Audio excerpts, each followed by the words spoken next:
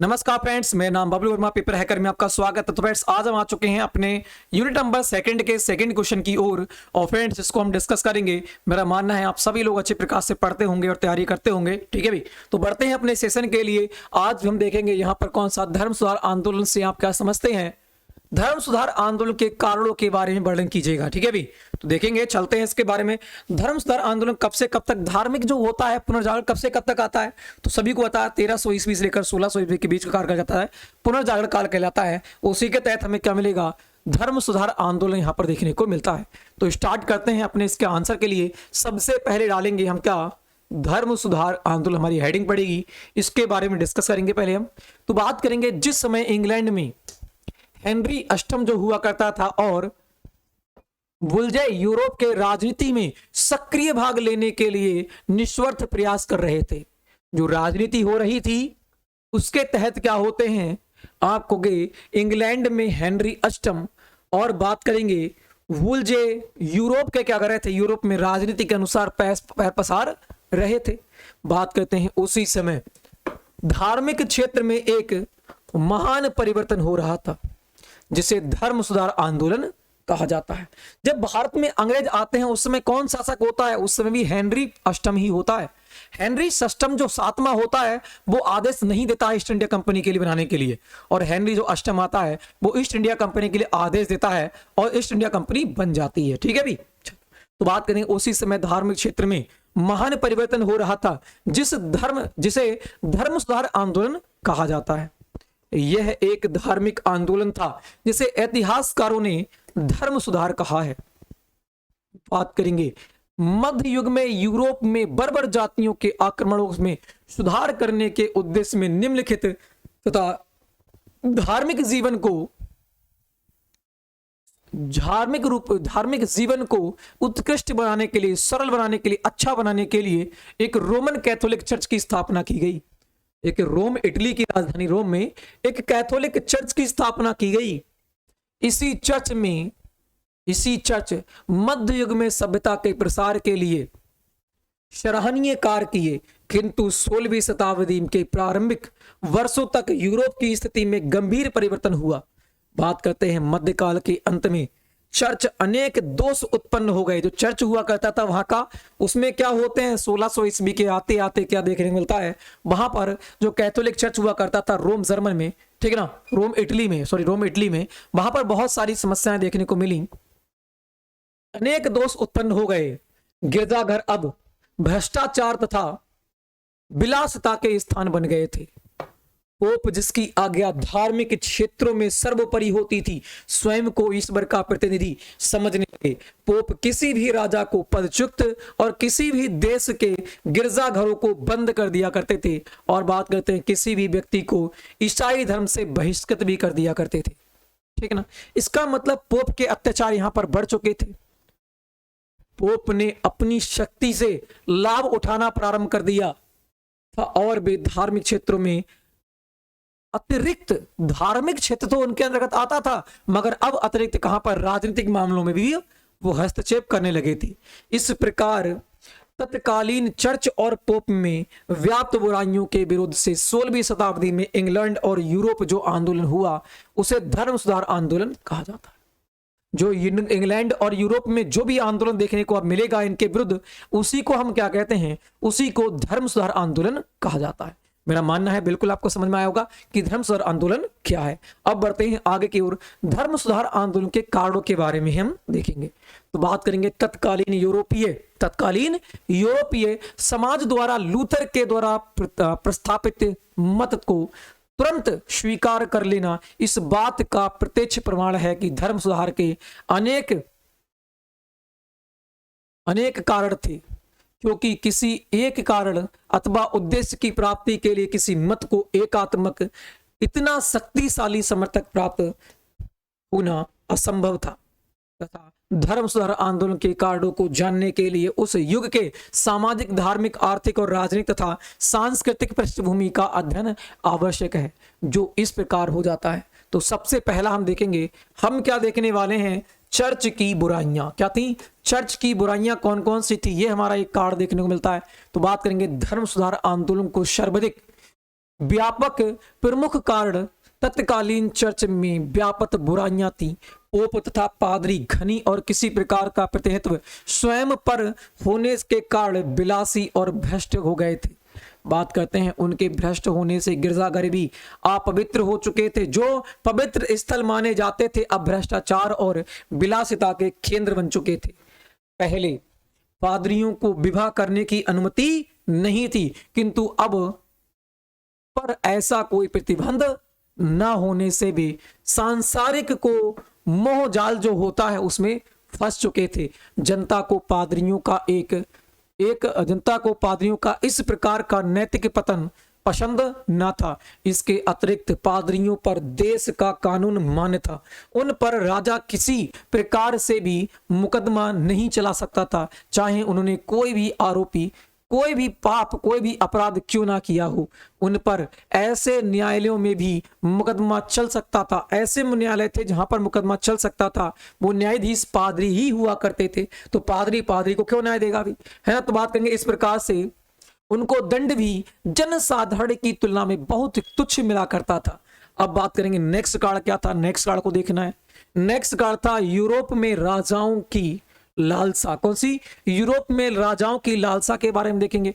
तो गिरजाघरों की संपत्ति भूमि तेजी से बढ़ रही थी। जो गिरजाघर थे उनकी संपत्ति तेजी से बढ़ रही थी। जो भी भ्रष्टाचार करता भाई वही जज थे, तो भाई हटाओ इनको यहां से पदच्युत किया जाए और जो भी इनका राज्य जो इनकी संपत्ति है वो राज्य के अंतर्गत मिला ली जाए। तो ये यहां पर हो रहा था, भूमि तेजी से बढ़ रही थी। अतः यूरोप के शासकों को गिरजाघरों एवं पोप की संपत्ति पर नजर लगी हुई थी, अतः उस पर अधिकार करना चाहते थे, क्योंकि मध्यकालीन यूरोप के राष्ट्रीय के राजाओं को धन का भारी आवश्यकता होती थी, क्योंकि उस समय इतना अनाज वगैरह नहीं हुआ करता था, तो धन की बहुत आवश्यकता हुआ करती थी।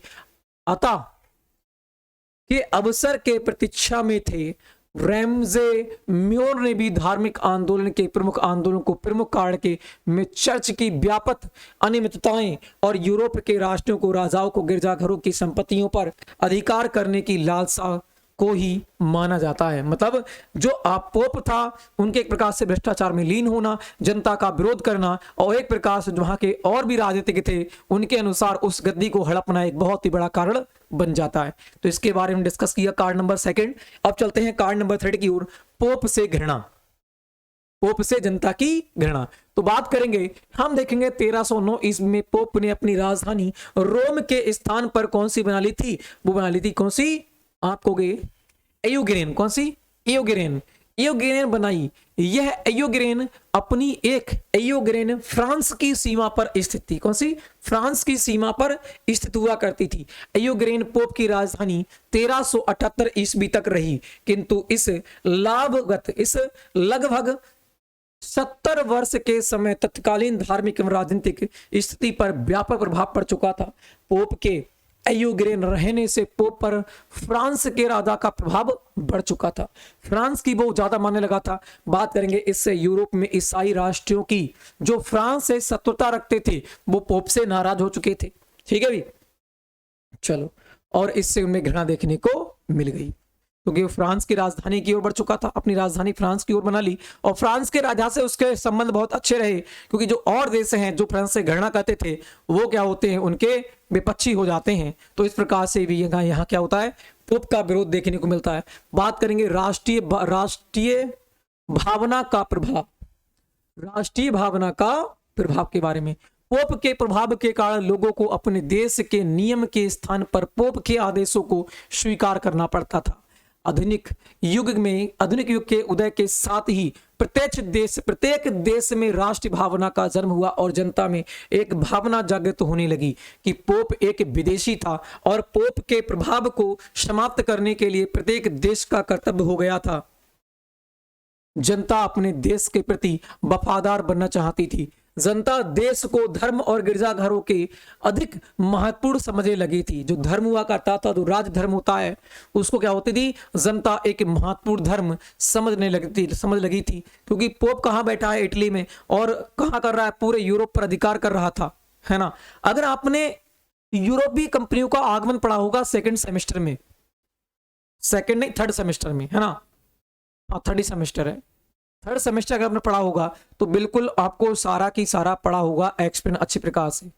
अगर आप इनको अच्छी प्रकार से पढ़ लेते हो ना बीए के लिए, तो जो आपकी कंपटीशन है वो हलवा बन जाती है। कोई भी कंपटीशन में बैठोगे तो जीएस के बादशाह कहलाओगे, और जो जीएस में बादशाह है वो समझ लो पूरे कंपटीशन एग्जाम में बादशाह है। ठीक है भी, चलो आगे बढ़ते हैं। यहां देखेंगे पुनर्जागरण का प्रभाव के बारे में देखेंगे। पुनर्जागरण का प्रभाव, तो पुनर्जागरण का प्रभाव क्या पड़ा? पुनर्जागरण के कारण लोग तर्कवादी हो गए। पुनर्जागरण के कारण लोग क्या हो गए? तर्कवादी हो गए। कोई भी बहस होती थी उसमें बोलने की अधिकार, बोलने की बहस उनके अंदर आ चुकी थी, बोलने की क्षमता उनके अंदर आ चुकी थी। पुनर्जागरण का कारण क्या होता है? लोग तर्कवादी हो गए, अतः वे पर्याप्त प्रमाण के अभाव में किसी सिद्धांत अथवा बात को स्वीकार करने के लिए तैयार न थे। पुनर्जागरण का इस कारण धार्मिक क्षेत्र में गंभीर प्रभाव पड़ा। बाइबिल का अनुवाद राष्ट्रीय भाषाओं में किया गया तथा छापे खाने के आविष्कार के कारण बाइबिल का पढ़ना सुगम हो चुका था, क्योंकि छापेमारी जो बात करते हैं चीनी जो हुआ करते थे उन्हें छापेमारी की शुरुआत कर दी थी। तो बात करेंगे यूरोप के अनेक धर्म सुधार इटली गए और अपने देश लौटकर पोप और धर्म के व्यापक बुराइयों ने जनता को अवगत कराया। इस प्रकार पुनर्जागरण ने धर्म सुधार आंदोलन का रास्ता दिखाया। तो ये भी कार्ड हो जाता है। चलो और कार्ड देख लेते हैं। एक कार्ड क्वेश्चन नंबर जो छठा हमारा कार्ड है, धर्म सुधार द्वारा पोप का विरोध। कौन सा? धर्म सुधारों को द्वारा पोप का विरोध के बारे में देखेंगे। तो बात करेंगे यूरोप में समय समय पर अनेक धर्म सुधारक सुधारक हुए जिन्होंने तत्कालीन पोप एवं गिरजाघरों को व्यापक बुराइयों में जनता के समक्ष रखा। इन धर्म सुधारकों में एक प्रसिद्ध नाम हो जाता है, इसका नाम होता है वाइक्लिफ नाम से। वाइक्लिफ का था। वाइक्लिफ इंग्लैंड में ऑक्सफोर्ड विश्वविद्यालय के अध्यापक रह चुके थे। बात करते हैं एडवर्ड तृतीय के समय उसने गिरजाघरों के विरुद्ध आवाज उठाई और जनता के समक्ष धर्म और व्यापक राजनीति प्रभाव और उनके दुष्परिणाम रखे। बाइबिल में वाइक्लिफ ने बाइबिल का अंग्रेजी अनुवाद भी किया था, ये भी आपको ध्यान रखना है। बात करेंगे जिससे लोग वास्तविक अर्थ समझ सके और पादरियों द्वारा गुमराह होने से बच सके। बात करते हैं वाइक्लिफ ने राजा को गिरजाघरों और व्यापक भ्रष्टाचार का कारण बन गया था और उसे समझा दिया कि गिरजाघरों और धर्म को पुनः पवित्र बनाने के लिए उनके धन और संपत्ति पर अधिकार कर लें। फिर जनता क्या होती है? क्रोधित हो जाती है और जो उनसे छीने हुई संपत्ति होती है उन पर जनता का अधिकार कर लेती है।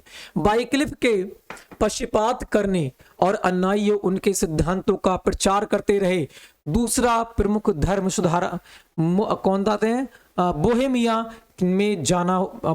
में जान हुर्स हुआ। ये अजीब को इधर का यहाँ पर दूसरा प्रमुख धर्म सुधार आंदोलन बोहेमिया में हुआ, ये प्रकार कर सकते हैं। यहाँ पर बात करते हैं, अच्छा क्या है? बोहेमिया में जॉन हुर्स हुआ। बात करते हैं हुर्स प्राग विश्वविद्यालय के अध्यापक रह चुके थे। बात करेंगे उसने विचारों का प्रचार किया और उसके परिणाम स्वरूप 1415 ईस्वी पर जीवित जला दिया गया। जीवित उसको जला दिया जाता है। और बात करेंगे यद्यपि धान हुर्स की मृत्यु हो गई किंतु उसके सिद्धांत जीवित रहे। तीसरा धर्म सुधार सेवा जो थी वो आता है नेरोला। कौन आता है? नेरोला। नेरोला इटली में हुआ, उसे भी मृत्यु के दंड दे दिया गया। तो यहां पर देखो धर्म सुधार आंदोलन के अनुसार भी बहुत सारे लोग मारे जाते हैं और फिर क्या होता है? पुनर्जागरण का उत्थान होता है। ठीक है ना? आवाज उठती रहती है क्योंकि सच्चाई की आवाज दबाने वाला कोई नहीं होता। चलो तो यहां पर हमारा क्या होता है? क्वेश्चन नंबर 2 खत्म होता है। आपको ज्यादा नाम याद नहीं रखना, वो 2-3 नाम याद रखना है और उसको एक्सप्लेन करते रहना है। ठीक है ना? इंपॉर्टेंट चीज पहले ही आपको लिखना है कॉपी पर अभी, और जो कि एग्जाम के समय आप क्या करो उसको रिवाइज कर सको। ठीक है भाई? और बाकी आपके माइंड में ये सारा का सारा फिक्स हो गया होगा क्योंकि कहानी पढ़ा रहा हूं एक प्रकार से। ठीक है? तो ये आपकी खत्म होती है यहाँ पर क्वेश्चन नंबर 2 और फिर बढ़ेंगे अगले देखेंगे क्वेश्चन नंबर 3 की ओर। तब तक के लिए सभी के लिए जय हिंद, जय भारत।